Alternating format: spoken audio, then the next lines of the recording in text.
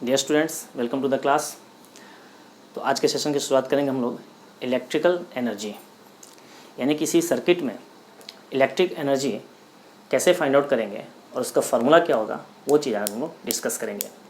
तो देखिए, सबसे पहले क्या है कि हम लोगों ने कोई एक कंडक्टिंग वायर ले रखा है। कंडक्टिंग वायर का कुछ ना कुछ आपका रेजिस्टेंस होगा, ठीक है। तो यहाँ पे हमने एक कंडक्टिंग वायर ए बी लिया हुआ है, इसका रेजिस्टेंस क्या है आपका आर है, ठीक है। जैसे ही हम लोगों ने यहाँ पे पोटेंशियल डिफरेंस इस एंड ये वायर मान लीजिए, और जैसे इस एंड के क्रॉस में पोटेंशियल डिफरेंस हम अप्लाई करेंगे तो क्या होगा, आपका करंट आपका फ्लो करेगा, ठीक है। तो करंट जब फ्लो करेगा इसका मतलब क्या हो रहा है, करंट फ्लो का मतलब क्या हो गया कि आपका चार्ज जो है वन एंड से दूसरे एंड तक जा रहा है, ठीक है। तो उस चार्ज को मूव करने में जो आपका वर्क डन होगा, वही वर्क डन जो है किसके इक्वल होता है, आपका इलेक्ट्रिक एनर्जी के, ठीक है। तो चार्ज को मूव करने में, one point two another point move करने में जो वर्क डन होगा, वही वर्क डन आपका क्या हो जाएगा, आपका electric energy in the circuit, ठीक है। तो इलेक्ट्रिक एनर्जी एक तरह से क्या हो गया, वर्क डन हो गया, ठीक है। तो इसको डिफाइन कैसे करेंगे, तो the work done by a source, क्योंकि वर्क डन किसके थ्रू हो रहा है, सोर्स, और सोर्स क्या आपका पोटेंशियल डिफरेंस। तो the work done by a source to maintain a current in an electrical circuit is known as the electric energy. यानी जो करंट आपका पोटेंशियल डिफरेंस की वजह से जो करंट आपका सर्किट में कंटिन्यूसली आपका फ्लो होगा, उसको मेंटेन करने में जो आपका वर्क डन होगा, किसके थ्रू, आपका सोर्स के थ्रू, वही वर्क डन क्या कहलाएगा, that work done is the electric energy in the circuit, ठीक है। तो देखिए, तो हमने एग्जांपल क्या लिया, consider a conductor A B of resistance R, यानी कि जो आपका ए बी कंडक्टर उसका रेजिस्टेंस क्या आपका आर है, और वी क्या हो गया, V be the potential difference applied across the ends of the conductor A B. तो ये आपका डिस्क्रिप्शन हो गया, ठीक है। अब इसमें करंट आपका कितना फ्लो हो रहा है, करंट आई आपका फ्लो हो रहा है। तो अब देखिए, अब हम लोग क्या लेंगे, वर्क डन क्या लिखेंगे हम लोग, तो work done to carry the charge, to carry charge Q from A to B, यानी A से B तक चार्ज को कैरी करने में कितना वर्क डन हो जाएगा, तो W is equal to work done to carry charge Q from A to B। क्या फॉर्मूला था, W इक्वल टू हम लोगों ने पढ़ा था पोटेंशियल में, सेकंड चैप्टर में क्या पढ़ा था, W equal to Q into V, यानी चार्ज इंटू पोटेंशियल। तो कितना हो जाएगा पर W equal to Q into V, ये आपका हो गया। अब जरा देखिए, चार्ज आपका Q अगर आपका फ्लो कर रहा है सर्किट में, तो करंट में और चार्ज में क्या रिलेशन होता है, Q इक्वल टू क्या होता है, I इंटू टी। तो W इक्वल टू क्या लिखेंगे यहाँ पे, Q की जगह पे I T और V। तो W इज इक्वल टू आपका क्या हो गया, this is equal to V I into T. और यही वर्क डन जो है वो किसके टर्म में आपका कन्वर्ट हो जाएगा, यही वर्क डन क्या हो जाएगा आपका, that is the electrical energy in that circuit. तो this work done is equal to क्या लिखेंगे, this work done is equal to, sorry, this work done is equal to electric energy consumed in the circuit, यानी इतना energy आपका consumed होगा, ठीक है। तो इसी को हम किससे रिप्रेजेंट करेंगे, तो 10 हम लिख सकते हैं क्या, E is equal to, electrical energy किससे रिप्रेजेंट करेंगे हम लोग, E से। तो E इज इक्वल टू क्या हो जाएगा आपका, VI इंटू टी। V को हम क्या लिख सकते हैं, इसी चीज को I स्क्वायर RT भी लिख सकते हैं, E इज इक्वल टू, ये भी आपका एक्सप्रेशन हो जाएगा, E is equal to I square RT। तो इसको हम लोग यहाँ पे लिख सकते हैं, इक्वेशन फर्स्ट ले लिया हम लोगों ने, यानी कि एक्सप्रेशन क्या आ गया, E is equal to I square RT। अब जरा देखिए, अगर आपका वर्क डन होगा, तो वर्क डन जब होगा तो वर्क डन से क्या होगा, वहाँ पे हीट भी आपका प्रोड्यूस होगा। तो अगर आप मान लेते हैं कि वर्क डन अगर अपीयर्स होता है हीट के फॉर्म में, तो हम कह सकते हैं कि heat produced in the circuit is, यानी कितना हीट प्रोड्यूस होगा इस वजह से। तो heat produced in the circuit, work क्या होता है, एनर्जी, और हीट भी क्या होता है आपका, एनर्जी। तो अगर ये वर्क डन जो है, अगर आपका अपीयरेंस किसकी तरह हो रहा है, आपका हीट के फॉर्म में, तो जो हीट आपका प्रोड्यूस्ड होगा, उस प्रोड्यूस्ड हीट का अमाउंट कितना हो जाएगा, I स्क्वायर RT, यानी इतना अमाउंट ऑफ हीट भी उस वायर में आपका प्रोड्यूस होगा जब उस वायर के क्रॉस में हमने पोटेंशियल डिफरेंस भी अप्लाई करेंगे। तो अगर हम लोग उस वायर में पोटेंशियल डिफरेंस अगर भी अप्लाई करेंगे, तो वहाँ पर आपका कितना हीट आपका प्रोड्यूस होगा, I स्क्वायर RT, और इसी I square RT heat produced को हम लोग कहते हैं जूल्स लॉ ऑफ हीटिंग। तो इक्वेशन 1 जो है वो आपका क्या एक तरह से रिप्रेजेंट कर रहा है, ये भी जूल्स लॉ ऑफ हीटिंग को आपका रिप्रेजेंट कर रहा है। तो हम कह सकते हैं कि joules law of heating it states that the heat produced in the conductor is directly proportional to the square of the current passes through the circuit and directly proportional to the resistance of the circuit and directly proportional to the time for which current is flowing through the circuit. तो electric energy से आपका joules law of heat भी आपको यहाँ से मिल रहा है। तो इसी इक्वेशन को हम क्या लिख सकते हैं, this is the Joule's law of heating. ठीक है, तो यहाँ पे देखिए मैं यहाँ पे लिख रहा हूँ जूल्स लॉ ऑफ हीटिंग, ये देखिए। तो जूल्स लॉ ऑफ हीटिंग को जो हम लोग लिख सकते हैं, तो यहाँ पे इसको मैं इसी को एक्सप्लेन कर रहा हूँ। देखिए, तो जो वर्क डन होता है वही आपका किस में कन्वर्ट हुआ, आपका एनर्जी में। अब अगर ये वर्क डन आपका अपीयर्स हो रहा है, ठीक है ना, तो देखिए Joule's law of heating, JOULS, Joule's law of heating it states that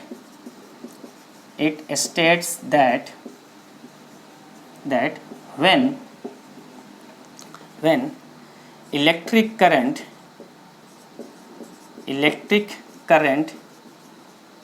is passed through the conductor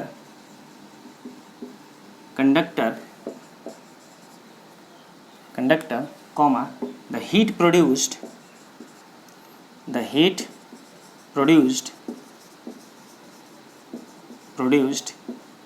in the circuit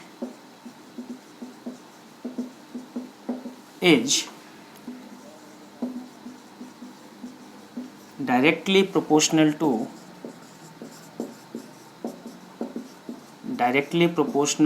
first point क्या हो जाएगा आपका, directly proportional to square of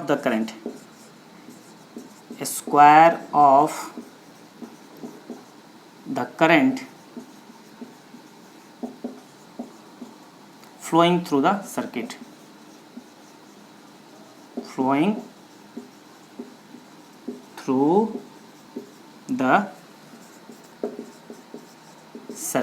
second point क्या हो जाएगा, directly proportional to the resistance of wire, यानी कि उस वायर में कितना रेजिस्टेंस या कंडक्टर में कितना रेजिस्टेंस है उसके प्रोपोर्शनल हो गया। और थर्ड पॉइंट क्या हो गया आपका, थर्ड पॉइंट आपका हो जाएगा directly proportional to the time for which the current flowing through the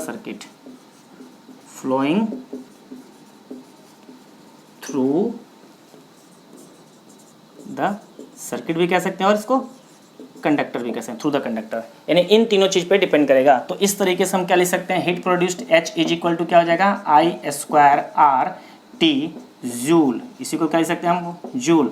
और this is also equal to, इसी को हम क्या लिख सकते हैं, this is also equal to I², इसी को कैलोरी में जब कन्वर्ट करेंगे तो I²RT बाई 4.18 कैलोरी। ये आपका एक्सप्रेशन हो गया जूल्स लॉ ऑफ हीटिंग का। H is equal to I²RT joule और this is also equal to I²RT by 4.18 से जब डिवाइड करेंगे तो जूल आपका किस में कन्वर्ट हो जाएगा, आपका कैलोरी में। तो this is the electric energy and this is the Joule's law of heating.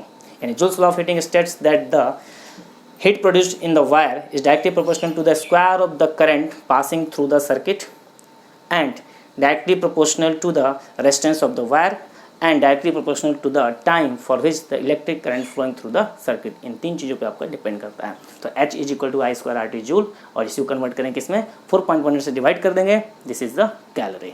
तो ये था आपका इलेक्ट्रिक एनर्जी। अब आते हैं हम लोग इलेक्ट्रिक पावर पे। चलिए, तो नेक्स्ट हमारा टॉपिक है इलेक्ट्रिक पावर। तो पावर का हम लोगों ने पहले पढ़ चुका है, work per unit time equal to क्या होता है आपका, पावर होता है। ठीक है, तो यहाँ पर भी डेफिनेशन क्या हो जाएगा आपका, the rate at which electric work is done to maintain electric current in electric circuit is called the electric power of the electric circuit. ठीक है, the rate at which the electric work is done by source to maintain the electric current, यानी work electric current को maintain करने में जो work done आपका हो रहा है उसका रेट जो होगा, ठीक है, वो क्या कहलाएगा आपका इलेक्ट्रिक पावर। तो इलेक्ट्रिक पावर को हम क्या लिख सकते हैं, P इज इक्वल टू क्या हो जाएगा, W/T, यानी कि रेट ऑफ डूइंग वर्क। हम लोग पहले ही पढ़ते आ रहे हैं रेट ऑफ डूइंग वर्क, तो यहाँ पे क्या W/T। अब W इक्वल टू हम लोगों ने क्या लिया था, this is equal to VIT divided by T, time और टाइम कैंसिल, तो दिस इक्वल टू क्या आ गया आपका VI, दिस इक्वल टू क्या आ गया VI। तो this is therefore P is equal to हम क्या लिख सकते हैं, P is equal to V I भी लिख सकते हैं, this is equal to I square R भी लिख सकते हैं, this is equal to V square by R भी लिख सकते हैं। ये आपका आ गया expression for the electric power for electric circuit. The rate at which the electric work is done by source to maintain the electric current in the electric circuit is called the electric power of the circuit। ठीक है, तो P equal to आपका ये आएगा, इसका unit क्या हो जाएगा, SI यूनिट, तो SI unit of power H क्या होता है आपका वाट, इसको हम सिंपली किससे डिपेंड करते हैं, W से। और कमर्शियल यूनिट क्या होता है आपका, तो कमर्शियल यूनिट तो आपका हॉर्स पावर में, और 1 horse power is equal to क्या होता है आपका 1 HP equal to 1 HP is equal to 746 watt, ये आपका रिलेशन होता है।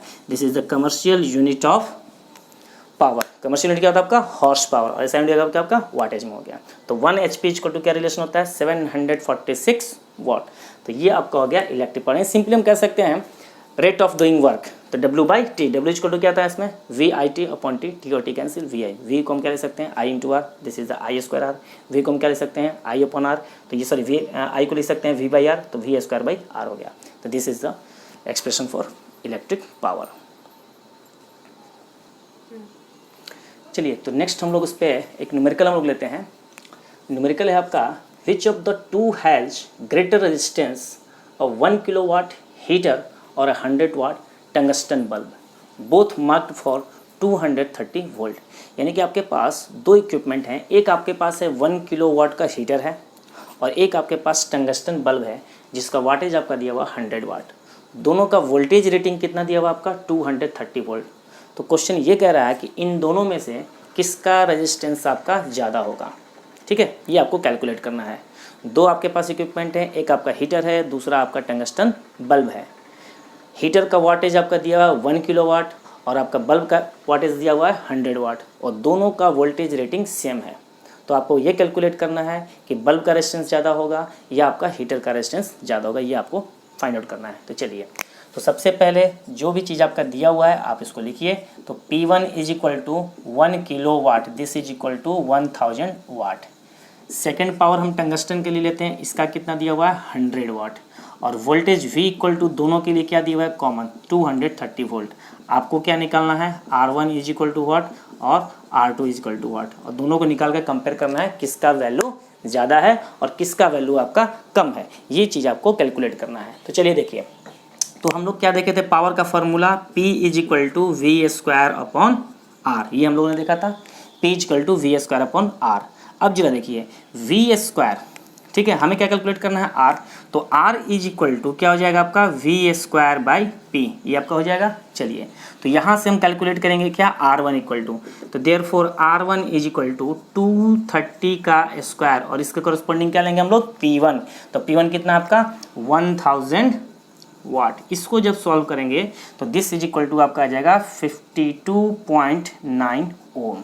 ठीक है, अब जरा आते हैं हम लोग R2 कैलकुलेट करते हैं। R2 इज इक्वल टू क्या हो जाएगा V square by P2, V square वो तो फिर से आपका वही रहेगा क्योंकि दोनों के लिए वोल्टेज का रेटिंग क्या है सेम है।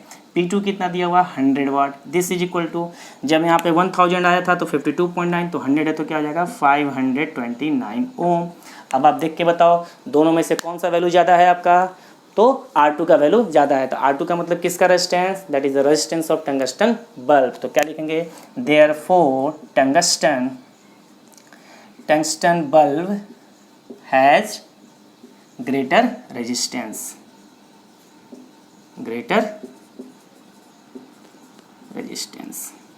यानी कि आप कह सकते हो अगर वोल्टेज अगर सेम है तो जिसका वाटेज ज़्यादा होगा उसका रेजिस्टेंस क्या होगा आपका कम होगा। वोल्टेज अगर कांस्टेंट है यानी कि constant voltage greater power has lowest, क्या greater power has lower resistance, यानी कि जिसका पावर अगर कांस्टेंट वोल्टेज पे है तो पावर अगर ज़्यादा होगा तो उसका रेजिस्टेंस क्या होगा आपका कम होगा। देखिए 1 किलोवाट के लिए पावर क्या गया, वोल्टेज कांस्टेंट था आपका, दोनों के लिए वोल्टेज सेम था, ठीक है ना। तो वोल्टेज अगर कांस्टेंट रहेगा, पावर अगर ज़्यादा दिया हुआ है तो उसका रेजिस्टेंस क्या होगा आपका कम होगा as compare to less power. ठीक है, तो ये था आपका पावर पे और रेजिस्टेंस पे आपका एक न्यूमेरिकल। अब आते हैं हम लोग नेक्स्ट टॉपिक की तरफ।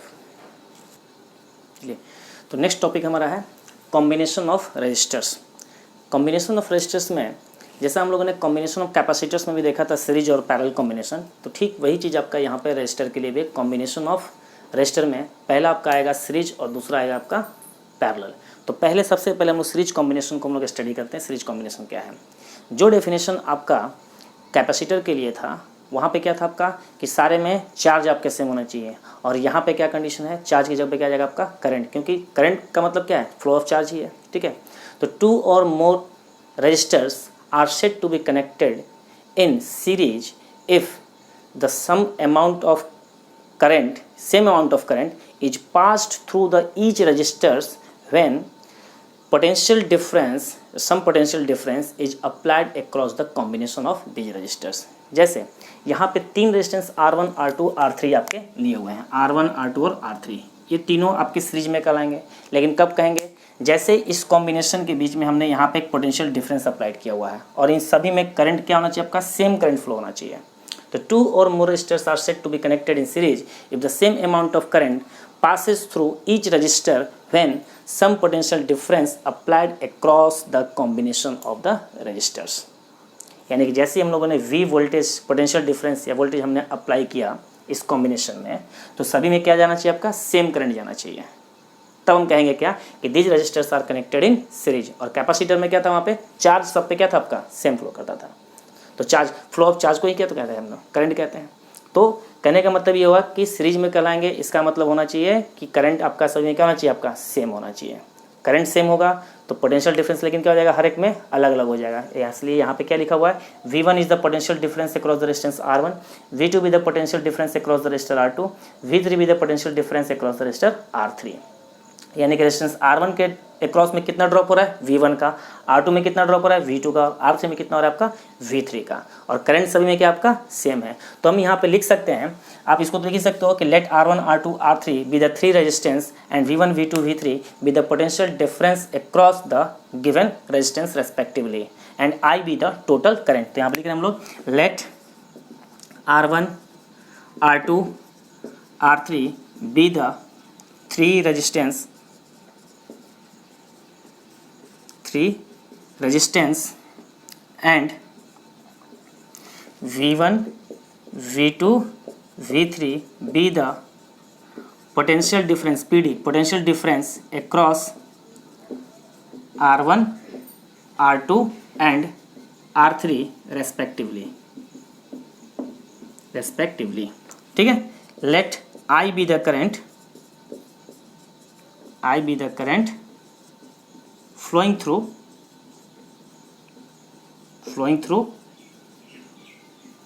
R1, R2 एंड R3, तीनों में आपका सेम जा रहा है। ठीक है, तो इस तरह समझ सकते हैं कि हियर क्या लिखेंगे, हमारा V इज इक्वल टू क्या हो जाएगा आपका, V1 plus V2 plus V3 हो जाएगा, क्योंकि टोटल पोटेंशियल डिफरेंस आपका V है और इस सभी जगह ड्रॉप क्या हो रहा है, V1, V2, V3, तो V इक्वल टू क्या हो जाएगा, V1 plus V2 plus V3। इसलिए हमने यहाँ पे लिखा है this is equal to V1 equal to क्या हो जाएगा, I इंटू R होता है, क्या लिखेंगे यहाँ पे, I into R1 plus I into R2, क्योंकि करंट तो सभी में सेम है।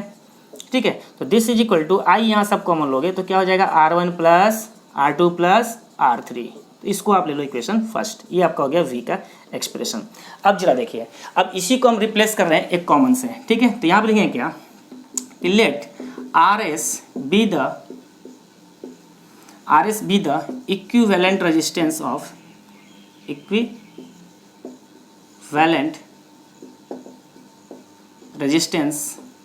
Of series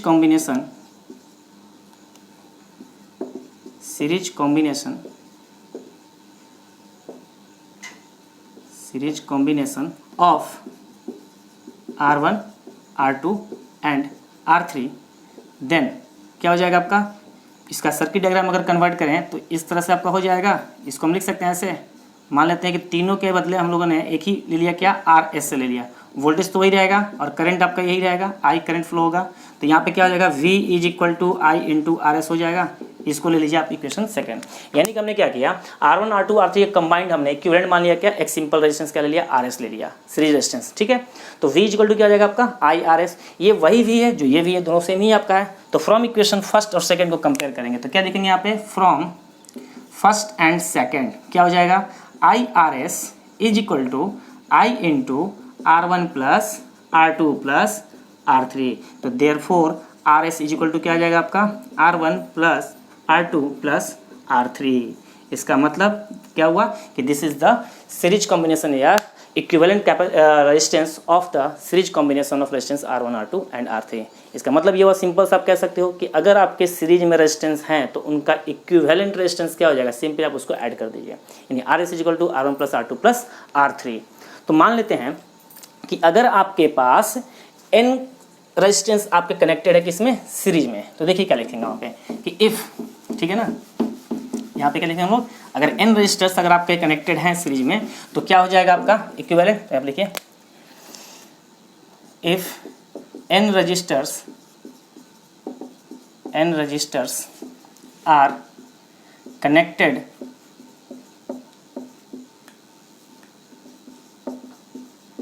in series then RS is equal to क्या हो जाएगा, R1 plus R2 plus R3 plus dot dot dot plus RN कर दीजिए, हो गया। सभी को क्या करना है, आपको ऐड कर देना है। इसमें भी एक कंडीशन आपका ये भी है कि अगर आइडेंटिकल होगा तो क्या हो जाएगा, इसी में हम लेते हैं क्या कि if n identical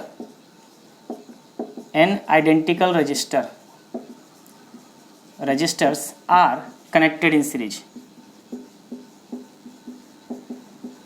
connected in series, ये इंपॉर्टेंट है, ध्यान रखिएगा इसको, इज कनेक्टेड इन सीरीज। अगर इन आइडेंटिकल रजिस्टर्स अगर आपके कनेक्टेड हैं, आइडेंटिकल का मतलब क्या हो गया, R1 R2 R3 सारे के सारे अगर सेम हो, ठीक है, तो आइडेंटिकल अगर आपके रजिस्टर्स कनेक्टेड हैं किसमें, सीरीज में, तो उसका इक्विवेलेंट रजिस्टर क्या हो जाएगा, तो क्या लिखेंगे, R सबको मान लेंगे, R मान लेते हैं, तो RS इज इक्वल टू क्या हो जाएगा, N इंटू R। ये आपका इस पर न्यूमेरिकल बहुत ज़्यादा आपका आता है कंपेयर करने के लिए सीरीज और पैरेलल में भी इस तरह केस आएगा, वहाँ पे आपका डिवाइड हो जाता है। तो अगर n identical resistors are connected in series, मतलब कि R1 R2 R3 RN सबका वैल्यू अगर सेम है तो उसको हम क्या मान लेंगे, R से मान लिया, तो R को अगर n टाइम्स ऐड करेंगे, R plus R up to n तक, तो क्या आ जाएगा, RS equal to N into R। तो जितने भी रेजिस्टेंस अगर आपके सीरीज में कनेक्टेड है, सिंपली उसको क्या करना है, आपको ऐड कर देना है, that is the equivalent series combination of the resistance, यानी RS is equal to R1 plus R2 plus up to RN। अब आते हैं हम लोग पैरेलल के केस में। चलिए, तो नेक्स्ट हमारा कॉम्बिनेशन है पैरेलल कॉम्बिनेशन। तो पैरेलल कॉम्बिनेशन में क्या होता है, हम लोगों ने जैसे कैपेसिटर में भी देखा था कि पैरेलल ब्रांच में पोटेंशियल डिफरेंस जो होता है वो क्या होता है, आपका सेम होता है। तो दो पॉइंट आपको याद रखना है, सीरीज में करंट आपका सेम होगा और पैरेलल में क्या होंगे, आपके पोटेंशियल डिफरेंस जो होगा वो आपका इक्वल होगा। तो इस तरह से जो है पैरेलल कॉम्बिनेशन का डेफिनेशन है कि two or more resistors are connected in parallel, ठीक है ना, two or more resistors are connected in parallel if potential difference across each resistor is same and is equal to the applied potential difference. तो उस combination को हम क्या कहेंगे, parallel. यानी जितने भी आपके ब्रांचेज हैं जिसमें रेजिस्टेंस हैं उन सभी में पोटेंशियल का डिफरेंस क्या होना चाहिए, आपका इक्वल होना चाहिए, और वो किसके बराबर होना चाहिए, अप्लाइड पोटेंशियल डिफरेंस के। तो उस कॉम्बिनेशन को हम क्या कहेंगे, पैरेलल कॉम्बिनेशन। तो देखिए यहाँ पे एक डायग्राम बना हुआ है, ये तीन ब्रांचेज हैं R1 R2 और R3 जिसका रेजिस्टेंस है, ये तीनों इस तरह से कनेक्टेड हैं कि इन सभी में पोटेंशियल का डिफरेंस क्या होना चाहिए, आपका अप्लाइड पोटेंशियल डिफरेंस के इक्वल होना चाहिए, that is equal to V। यानी कि अगर R1 के क्रॉस पोटेंशियल डिफरेंस लेते हैं वो भी किसके बराबर आएगा, V के बराबर आना चाहिए। R2 के क्रॉस भी पोटेंशियल का ड्रॉप कितना होगा, आपका V के बराबर, और R3 के क्रॉस भी क्या होगा, आपका V के बराबर होगा। तो इस तरह से अगर देखेंगे हम लोग इस सर्किट में, तो इस पोटेंशियल डिफरेंस की वजह से करंट आपका फ्लो रहा है I, that is the total current I। अब ये I करंट इस नोड पर जैसे आएगा, इसको क्या कहेंगे, नोड कहेंगे। जैसे यहाँ पे आएगा तो ये तीन पार्ट में आपका डिस्ट्रीब्यूट होगा, एक करंट आपका जाएगा इस वाले ब्रांच में, एक करंट जाएगा इस ब्रांच में, और एक करंट जाएगा इस ब्रांच में। जैसे ही तीनों करंट का डिस्ट्रीब्यूशन होता है तो एक और डेफिनेशन है कि जिस पॉइंट पर आपका करंट का डिस्ट्रीब्यूशन हो जाए जिस ब्रांचेज में, तो समझिए कि वो ब्रांचेज कैसे में है, आपके पैरेलल में है, क्योंकि पैरेलल में आपका करंट का डिस्ट्रीब्यूशन होता है और सीरीज में वोल्टेज का डिस्ट्रीब्यूशन होता है। तो ये आपके करंट डिस्ट्रीब्यूट हो रहे हैं, इसका मतलब कि ऑल ब्रांचेज क्या करेंगे, आपके कनेक्टेड इन पैरेलल। और इस पॉइंट पे जैसे ही आएंगे तो यहाँ से आपका I1 करंट भी आ गया, I2 करंट भी आ गया, I3 करंट, यहाँ से जैसे निकलेगा तो ये टोटल करंट क्या निकलेगा, आपका I, यानी कि I इज इक्वल टू हम कह सकते हैं I1 plus I2 plus I3। तो इस नोड पे जितने करंट आपके डिस्ट्रीब्यूट हुए थे इस नोड पर आकर सारे के सारे आपके मिल गए। इसलिए आई करंट जो यहाँ से डिस्ट्रीब्यूट हुआ यहाँ पर भी क्या आ गया आपका आई, टोटल करंट कितना फ्लो हो रहा है आपका आई। तो हम कह सकते हैं कि I is equal to I one plus I two plus I three. ठीक है, तो देखिए let V be the applied potential difference across A B, यहाँ पे हमने ए बी के अक्रॉस में क्या लिया अप्लाई किया है V, and I be the total current in the circuit. ठीक है, तो अब जरा देखते हैं यहाँ पर लिखेंगे क्या कि let I one I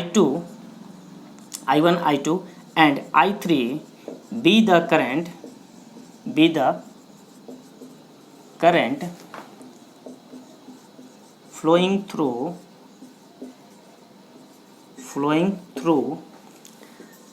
R1, R2 and R3 respectively। तो therefore I is equal to हम क्या लिख सकते हैं, therefore क्या लिख सकते हैं, I is equal to I1 plus I2 plus I3 लिख सकते हैं। अब जरा देखिए, अब एक चीज़ ये कह रहा है कि according to the definition of parallel combination क्या कह रहा है कि पोटेंशियल डिफरेंस जो है सभी में क्या होना चाहिए आपका सेम होना चाहिए हर एक ब्रांच में। ठीक है, तो पोटेंशियल डिफरेंस जब सेम होगा तो हम लोगों ने ओम्स लॉ में क्या पढ़ा था, V equal to I R, हमने क्या पढ़ा था V equal to I into आर। तो I का वैल्यू क्या हो जाएगा V बाई आर। तो यहाँ पे अगर हम चाहें तो I1 का वैल्यू यहाँ पर रिप्लेस करेंगे तो I1 इक्वल टू क्या लिख सकते हैं V by R1 plus V by R2 और plus V by R3। V सब में हमने क्यों लिया, क्योंकि क्या करा है हर एक ब्रांच के अक्रॉस में पोटेंशियल डिफरेंस क्या आपका सेम है। तो इसमें भी पोटेंशियल डिफरेंस भी, इसमें भी और इसमें भी V। तो I1 इक्वल टू क्या आ जाएगा V by R1, I2 equal to V by R2, I3 equal to V by R3। तो हम यहाँ पे क्या लिखेंगे, तो इस तरह से हम यहाँ पे लिख सकते हैं I is equal to V, common ले लेंगे यहाँ से तो क्या आ जाएगा 1 by R1 plus 1 by R2 plus 1 by R3। अब इसको हम ले लेते हैं इक्वेशन फर्स्ट। ठीक है, अब जरा देखिए जैसा हमने पिछली बार लिया था इक्विवेलेंट उसी तरह से हम यहाँ पे एज्यूम करेंगे। तो लिखेंगे क्या कि लेट या if RP B the equivalent resistance, इसके बदले हम एक ही रेजिस्टेंस एज्यूम कर रहे हैं, resistance of the combination of R1, R2 and R3। ठीक है, अब ये सुनो R3 देन, तो देखिए सर्किट डायग्राम क्या हो जाएगा आपका, यहाँ पे आप इसको रिड्यूस कर सकते हो दिस, और वोल्टेज तो आपका वही रहेगा, वोल्टेज क्या रहेगा आपका V रहेगा, इसको हमने किस रिप्रेजेंट कर दिया RP, और ये वही टर्म आपका रहेगा यहाँ पे B और यहाँ पे A, यानी A और B के बीच में जो तीन रेजिस्टेंस है इसके बदले हमने एक ही सिंगल ले लिया, क्या RP ले लिया, दैट इज द RP। ठीक है, तो यहाँ से करंट क्या फ्लो होगा, करंट तो आपको ही फ्लो होगा ना, कितना I। तो यहाँ से हम क्या लिख सकते हैं, दिस इज इक्वल टू, तो therefore I is equal to V by RP हो जाएगा, V by RP, I equal to V by RP। अब जरा देखिए इसको ले लीजिए आप इक्वेशन सेकेंड, अब दोनों को कंपेयर कीजिए, तो फ्रॉम फर्स्ट एंड सेकेंड क्या हो जाएगा आपका, V by RP is equal to V into 1 by R1 plus 1 by R2 plus 1 by R3। तो यहाँ से आपका एक्सप्रेशन क्या आ जाएगा, तो अब देखिए तो यहाँ से एक्सप्रेशन हमारा आ जाएगा, अगर आप देखोगे तो क्या आ गया आपका, V और V कैंसिल, तो 1 by RP is equal to 1 by R1 plus 1 by R2 और प्लस 1 बाई R3, ये आपका आ गया, this is the equivalent resistance for parallel combination. 1 by RP equal to 1 by R1 plus 1 by R2 plus 1 by R3। तो इसी तरीके से हम लिख सकते हैं सेम वही चीज़, if n resistors R1 R2 dot dot dot Rn are connected in parallel. ठीक है, पैरेलल के लिए अगर मान लेते हैं कि अगर n resistors R1 R2 R3 and Rn are connected in parallel, ठीक है, देन तो क्या रिलेशन बनेगा, 1 by RP is equal to 1 by R1 plus 1 by R2, यानी रेसिप्रोकेट करके आपको ऐड कर देना है, R3 dot dot dot dot plus 1 by Rn हो जाएगा, ये आपका हो गया। इसी में एक और पॉइंट फिर से वही चीज़, अगर सारे के सारे आइडेंटिकल हों, नोट आपका हो जाएगा, if n identical registers, if n identical resistors are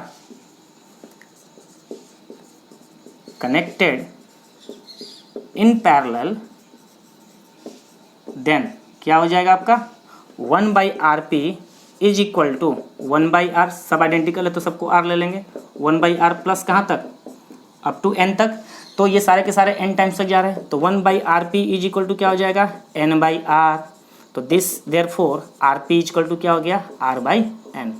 तो मैंने कहा था उस टाइम पे ना कि पैरेलल में क्या हो जाएगा आपका R/n हो जाएगा।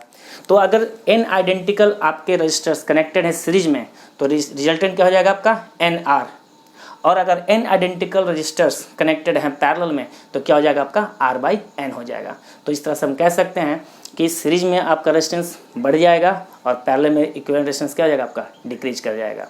अगर n आइडेंटिकल है तो सीरीज में n टाइम्स ऑफ R हो जाएगा, और n आइडेंटिकल अगर आपका पैरेलल में है तो क्या हो जाएगा R/n, यानी कि आपका लेस हो जाएगा as compare to series combination.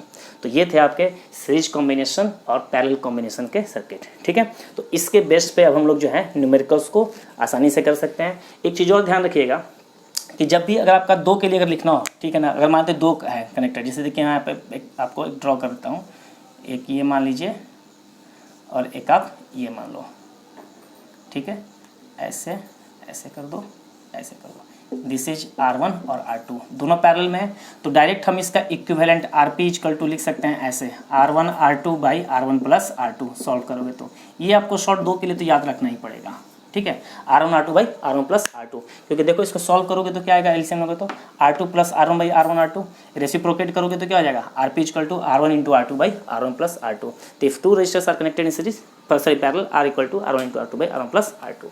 तो ये था हमारा सीरीज एंड पैरेलल कॉम्बिनेशन, ठीक है।